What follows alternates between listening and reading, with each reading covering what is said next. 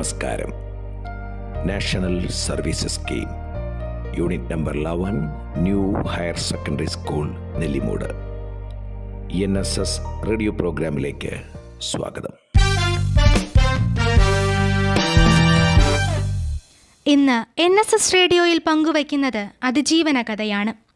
വിദ്യാഭ്യാസ വകുപ്പും NSS ടീമും സംഘടിപ്പിച്ചിരിക്കുന്ന 21 ദിന ചലഞ്ചുമായി ബന്ധപ്പെട്ട് 6ാം ദിവസ ചലഞ്ചായ അതിജീവന കഥകൾ പരിചയപ്പെടുത്തുന്നതിനായി NSS റേഡിയോ സമർപ്പിക്കുന്നു.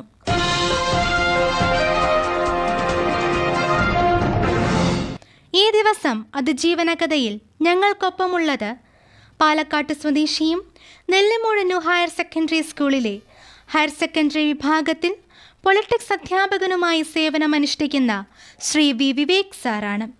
ദരിദ്ര കുടുംബത്തിൽ ജന്മന അന്ധനായി ജനിക്കുകയും ജീവിതത്തിൽ അനേകം വെല്ലുവിളികളിലൂടെ കടന്നു പോവുകയും ചെയ്ത വിവേക് സാർ ഇന്ന് എല്ലാ പ്രതിസന്ധികളും തരണം ചെയ്ത് ഏവർക്കും പ്രിയപ്പെട്ട അധ്യാപകനാണ്. വെറുമൊരു അധ്യാപകനല്ല, നല്ലൊരു കവിയാണ്, കലാകാരനാണ്. കലയും സാഹിത്യവും അധ്യാപനത്തിനൊപ്പം മുന്നോട്ട് കൊണ്ടുപോകുന്ന വിവേക് സാറിൻ്റെ ജീവിതകഥ, അതിജീവന കഥ നമുക്ക് കേൾക്കാം.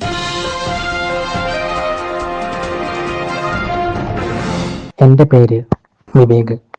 ഞാൻ തിരുവനന്തപുരം ജില്ലയിലെ ന്യൂ ഹയർ സെക്കൻഡറി സ്കൂളിലെ ഹയർ സെക്കൻഡറി വിഭാഗം പൊളിറ്റിക്കൽ സയൻസ് അധ്യാപകനായി ജോലി ചെയ്യുന്നു. ജന്മനാ തന്നെ കാഴ്ച വൈകല്യവുമായാണ് ഞാൻ ജനിച്ചത്. വളരെ സാധാരണ കുടുംബം, കൂലിപ്പണിക്കാരായ മാതാപിതാക്കൾ. കാഴ്ച വൈകല്യമുള്ള കുട്ടിയെ എങ്ങനെ വിദ്യ അഭ്യസിപ്പിക്കണമെന്ന് കൃത്യമായി ധാരണയില്ലാത്തവർ. ബാല്യകാലം അങ്ങനെ നീങ്ങവേ യാദൃച്ഛികമായി സ്പെഷ്യൽ സ്കൂളുകളിലേക്ക് കുട്ടികളെ കണ്ടെത്തുന്ന അധ്യാപകരുടെ ശ്രദ്ധയിൽപ്പെടുകയും പാലക്കാട് സ്വദേശിയായ ഞാൻ മലപ്പുറത്തുള്ള ഒരു സ്പെഷ്യൽ സ്കൂളിൽ എത്തിച്ചേരുകയും ചെയ്തു. പ്രാഥമിക വിദ്യാഭ്യാസം അവിടെയായിരുന്നു. കാഴ്ചയില്ലാത്തവർ ഉപയോഗിക്കുന്ന ബ്രെയിലി ലിപിയിലായിരുന്നു പ്രാഥമിക വിദ്യാഭ്യാസം. എഴുത്തിനെയും പുസ്തകങ്ങളെയും എല്ലാം അപ്പോൾ മുതൽ സ്നേഹിച്ചു തുടങ്ങി.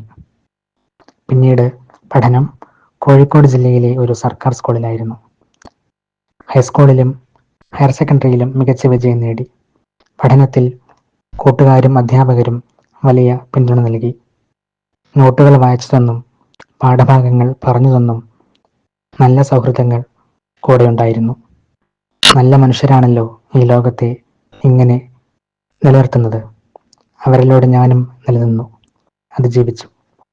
പിന്നീട് 5 വർഷം കോളേജ് വിദ്യാഭ്യാസം പൂർത്തിയാക്കി. സൗഹൃദങ്ങളുടെ വസന്തകാലം അവിടെയും എന്നെ സ്വീകരിച്ചു. അധ്യാപകരുടെ തണൽ വൃക്ഷങ്ങൾക്ക് ചുവട്ടിൽ ഞാൻ സംതൃപ്തനായി. എൻ്റെ സാഹിത്യഭ്രമത്തിൻ്റെ സുവർണകാലം അവിടെയായിരുന്നു.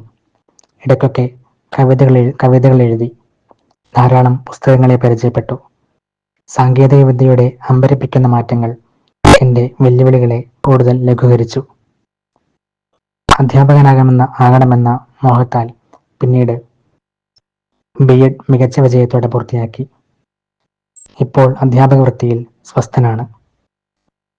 കാഴ്ചപരിമിതി ഉണ്ടായിട്ടും ഞാൻ ഈ നിലയിലെത്തി എന്നത് അഭിമാനത്തോടെ എനിക്ക് പറയാവുന്ന കാര്യമാണ്. പ്രതിസന്ധികളെ തരണം ചെയ്യാൻ മനക്കരുത്ത് നൽകിയ സുഹൃത്തുക്കളെയും അധ്യാപകരെയും സ്നേഹത്തോടെ ഓർക്കുന്നു. കൂടെ ജോലി ചെയ്യുന്ന സഹപ്രവർത്തകരുടെ സ്നേഹവും പിന്തുണയും അധ്യാപക ജീവിതത്തെ കൂടുതൽ സുന്ദരമാക്കുന്നു. നമ്മൾ നേരിടാൻ തയ്യാറാകുമ്പോൾ പ്രതിസന്ധികൾ നമ്മിൽ നിന്നും അകന്നു പോകുന്നു. സാറിൻ്റെ ജീവിതകഥ കേട്ടുവല്ലോ.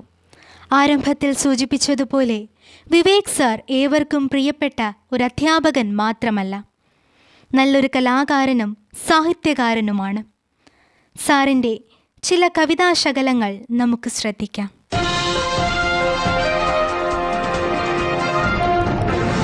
ഒട്ടുമഴകില്ലല്ലോ നിനക്കിപ്പോഴും,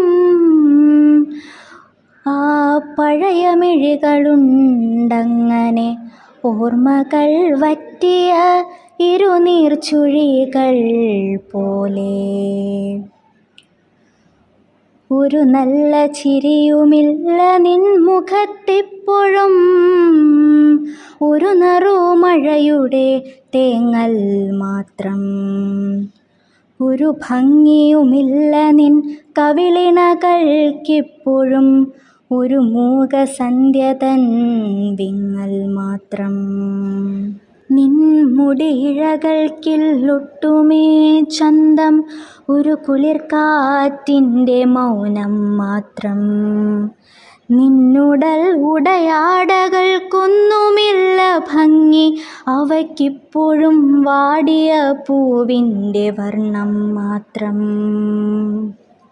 സഖി ഓർത്തു നോക്കൂ, പണ്ടു നീ സുന്ദരിയല്ലായിരുന്നു, ഇപ്പോഴുമതേ നീ എന്നെ ഓർമ്മിക്കുന്നുവോ?